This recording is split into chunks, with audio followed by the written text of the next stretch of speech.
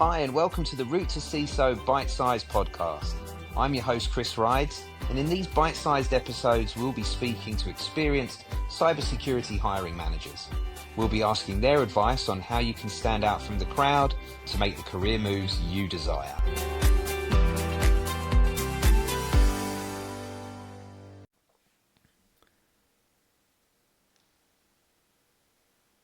Hi everybody, and welcome to the Route to CISO, another bite-sized episode with you. I've got Kayne McGladrey with me today. Hey Kayne, thank you for joining us. Thanks for having me on. I'm super excited for today's conversation. Yeah, me too. So it's been probably a couple of years since we met each other over at InfoSec World. So it's been a minute. It's nice to catch up with you again, and I think this subject's going to be pretty interesting for everybody that's out there, but also I think it's really topical at the moment. There's a lot of stuff going on.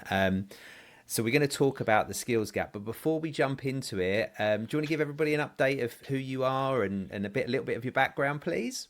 Yeah, thanks, Chris. So my name's Kayne. I am a second-time CISO. The first time was Defense Industrial Base. The second time was a GRC startup.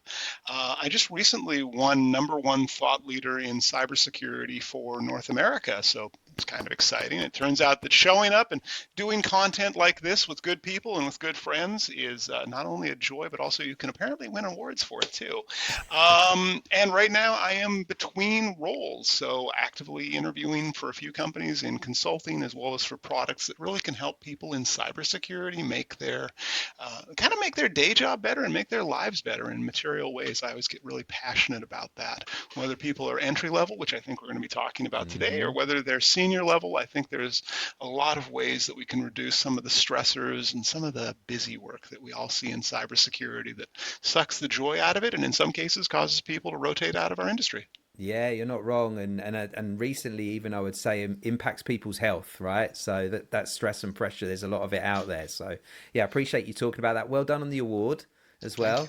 I'm waiting for all of the ones to start coming in for this podcast. They're all waiting, I'm sure. They're all thinking that I don't want to be first. I want somebody else to blaze the trail with all the awards that the Route to CISO podcast will get. So watch this space. Love it. But like I said, we're going to talk about the skills gap today, and so I think probably a good place to start is just like, how serious is the skills gap, and where do you see it right now?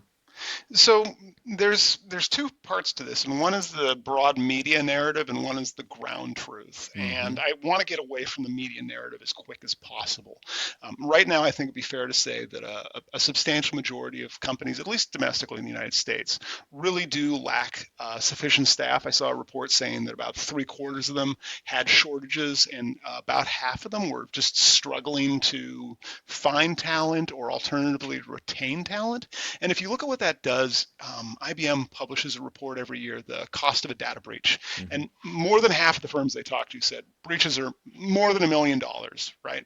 And then you go, okay, cool. So 95% of the folks, another report, I'm mixing reports here, 95% of the respondents said they had at least one skills gap, like AI and like cloud security. And it's hard to train people, it's hard to retain people.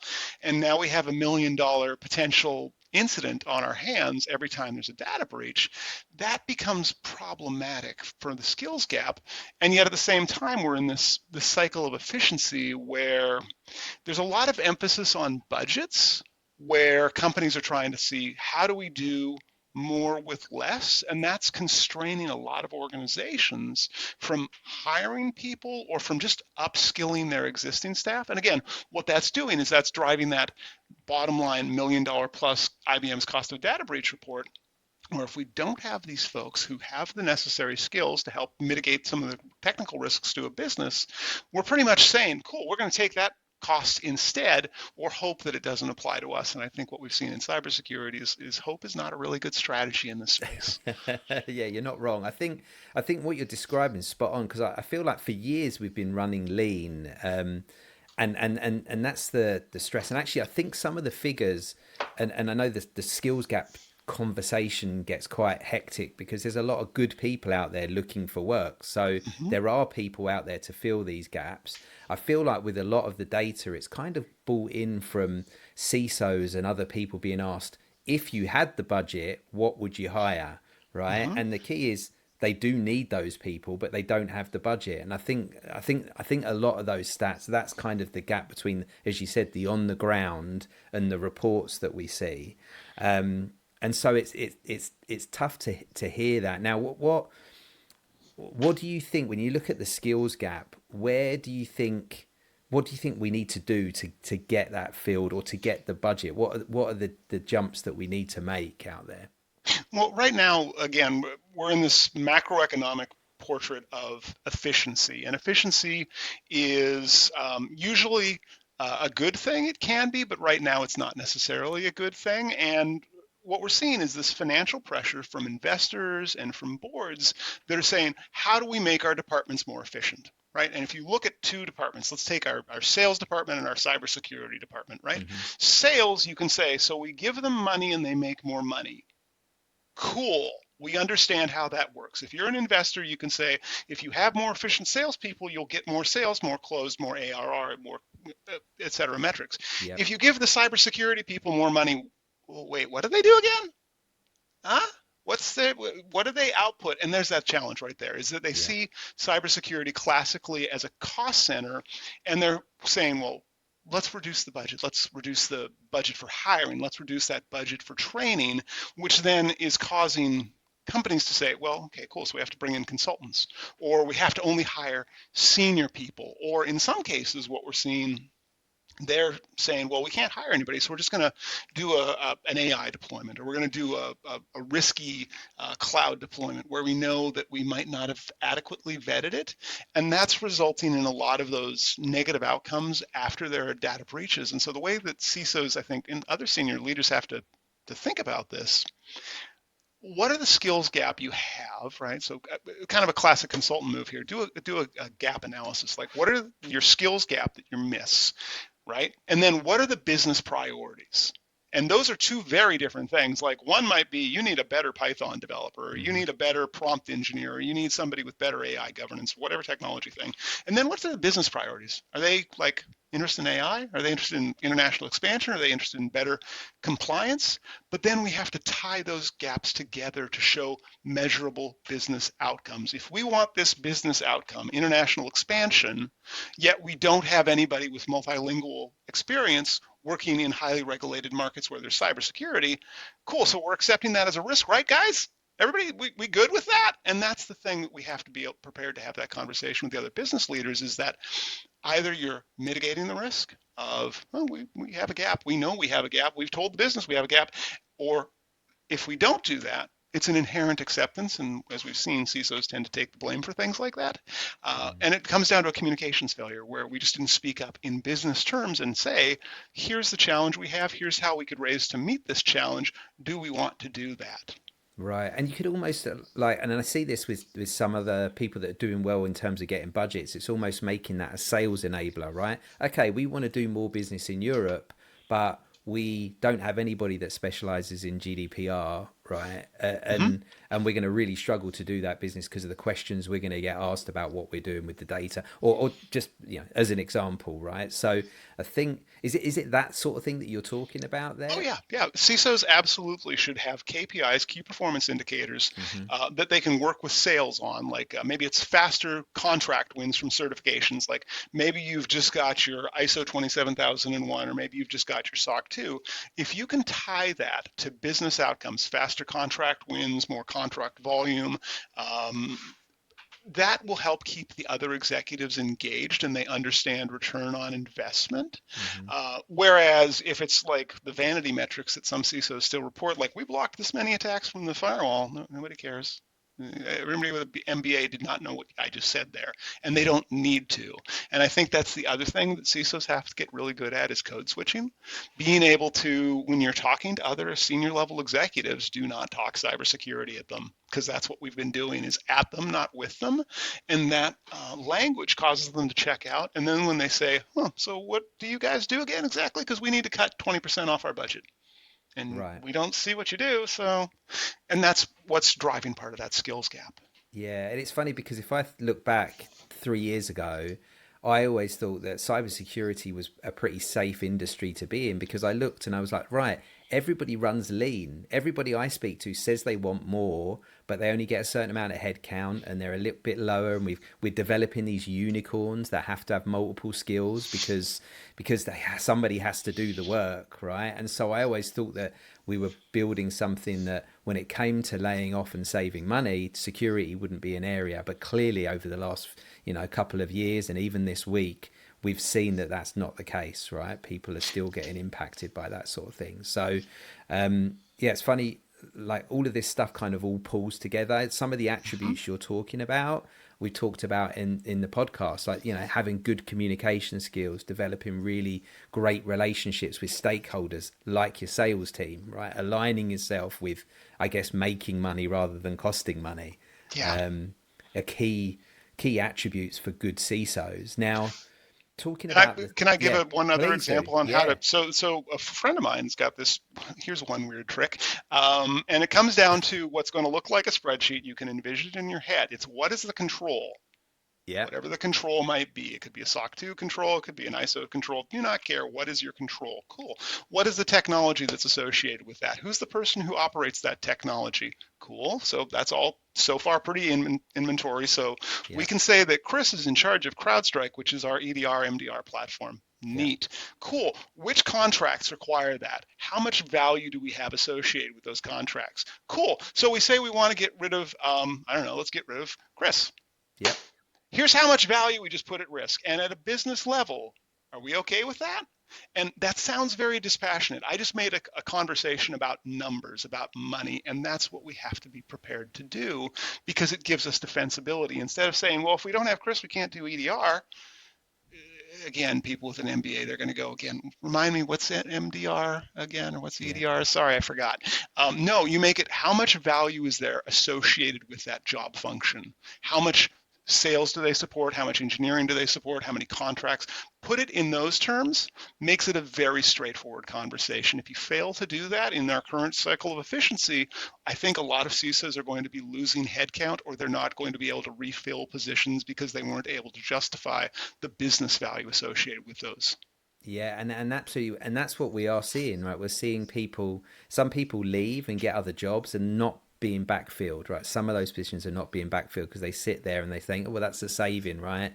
Or the positions, and this is a common one that we've seen for a long time, is if the positions sit open for too long, the assumption is you can't need the position, right? Why do you need that headcount? If you've had it open for 6 months, or even 3 months, and you're not screaming at me, then why is it sitting open? And so we've got some good relationships with CISOs and hiring managers, where they give it right, my internal team get it for X amount of time, and then I come out to you, because I know if I don't, that if I have to give it another month, then other people are saying, well, can I take their headcount, because they're not filling their position, they don't need it, right? So you start seeing those sort of conversations going on. This is interesting. That's why I love these conversations, because you end up going in a lot of different directions and pulling in other things with it. I want to get back to the skills gap itself, because it's only a quick chat and we're already sort of railing through the time.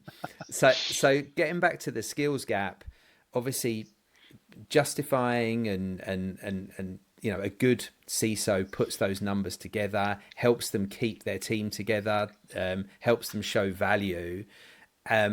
How, a couple of things, right? I suppose first off, like if you're an entry level person right now, and everybody's thinking, let's hire experienced people and give them support from AI and replace the junior people with AI, what are those entry level people needing to do to get in, and how do CISOs and people justify hiring them when they're under pressure to replace them with software? So I think that for entry level folks, we'll start there. For people who are looking to get into the cybersecurity industry, I think the real challenge is finding the right blend of skills, not necessarily certifications, not necessarily degrees, but what are those skills that you need to have? And then for companies that require you to have, I don't know, you have to have a bachelor's degree, you have to have 15 years of experience with a given tool that's only existed for 10 years, if you Yeah, have to have a right. Purple Heart, Yeah, right?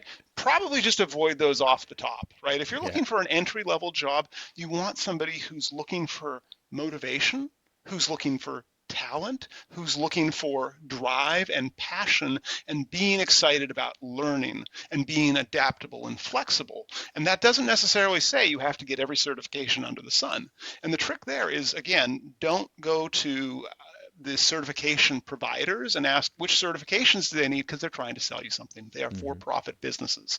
I think it's more important to look at something like, if I can name one, Yeah, cyberseek.org. yeah. That's a reputable source. It says, here's what's actually hiring right now. Here are the skills you need to go get this. If you can earn those skills, if you can learn those skills, you don't necessarily need a certification if you get the right company with the right attitude. Now, by comparison, at the top end of the scale, if we go to what CISO should be thinking about here in terms of skills gap, if you have a defined skill. Remember earlier I talked about doing that gap analysis, Yeah. where it's like, here's what the business imperatives we want to pursue this year. Here are the skills that we need. If you don't have those skills, your argument you need to make is the longer that you don't have that skill, the harder it is going to be in third-party risk management conversations. Ultimately, because if you don't have evidence that you can produce, depending on the how stringent your third parties are that you're trying to in business to business sales, Hmm. they're going to ask you like, cool, so you say you've got yourself a SOC 2, neat, tell us about the people who do it. And I'm seeing conversations like this that happen right now, and you don't want to find yourself in a position where you're saying, well, we've had that job open for 6 months actually, right? Yeah. Because they're going to have a lack of confidence then. I think that's where it's going to be most pronounced, is that ability to communicate that you are a trustworthy partner. Now, if you're in the B2C space, sorry, not my swim lane, don't really know it that well. Not sure, but in the B2B space, if you don't have those skills filled, you are going to have headwinds when it comes to trying to either maintain your existing certifications or attestations, or to gain new business by going and pursuing new ones. And again, if you're a CISO and you say, hey, look, we want to do, maybe we want to tie our SOC 2 controls to artificial intelligence governance, right? Cool. Do you have anybody who's an AI expert on your team, like an actual AI expert on your team who could actually have that conversation? Or maybe you want to go get yourself an ISO 42001 so that you can gain more business, because you can say, hey, we have an external attestation that knows that we're AI and okay. If you can't make that argument that this will drive more business, you're not going to get the staff. Yeah. Yeah. And actually, that probably bleeds into not only that, it bleeds into training, right? I want the budget to train my staff. I want the Mm-hmm. budget to put people on these courses.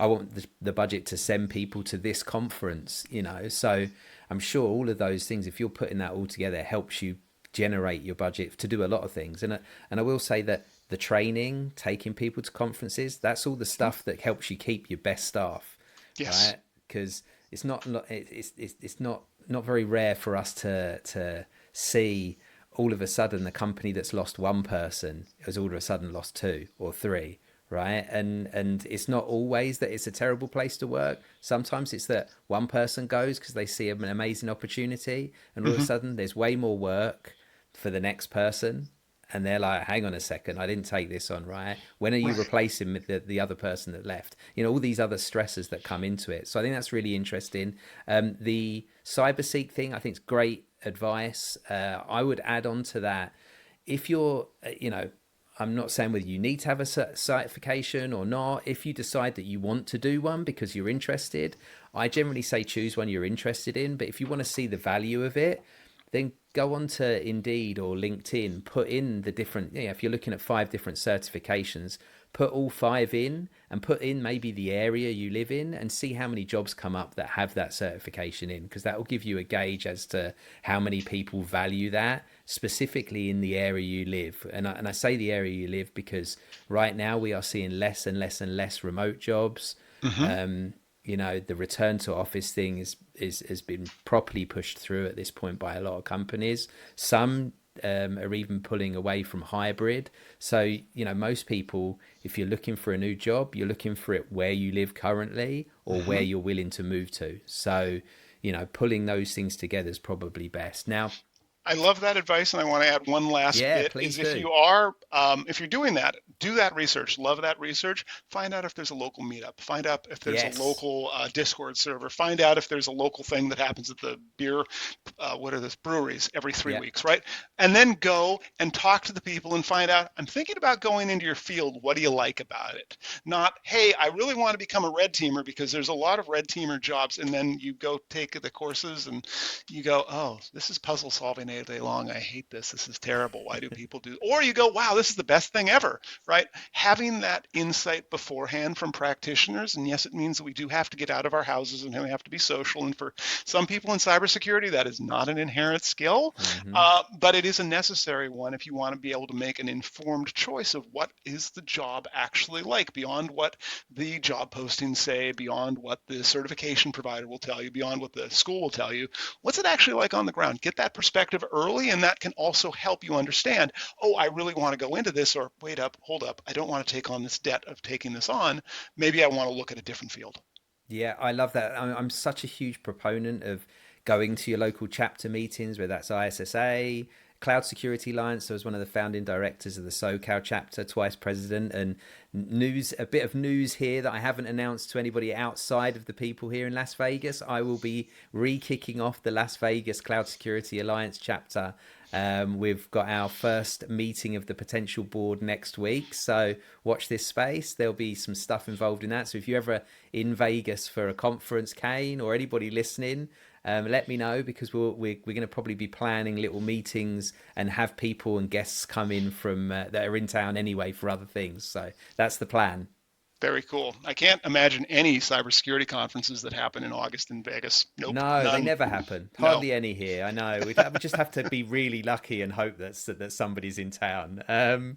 But thank you so much. I'm like, we'll have to do this again. We'll do a full-size Route to CISO episode, and we'll talk about your career and get to grips with all of that stuff, because that gives us a lot more time and a couple of long episodes to do that. I'm sorry it's been so short, but I appreciate you giving up your time to do this bite-size episode. Thank you so much. Yeah, that's fantastic. And I hope everybody knows what Route to CISO means, like actual route, because I had root back in the day, so I guess I am your target audience for interviews. There you go. Exactly. I had to do it. I love puns anyway. It's the dad joke in me anyway. So if I can get a little pun in there and use something, I have to do it. Thank you so much, and thank you for everybody that's listening. Keep an eye out. Another episode next week. Thank you, Kayne. If you've got any questions, reach out, connect with us on LinkedIn, and obviously if you're looking for an amazing CISO right now, here's your man. Thank you so much, everybody. Take care. Thank you, Kayne.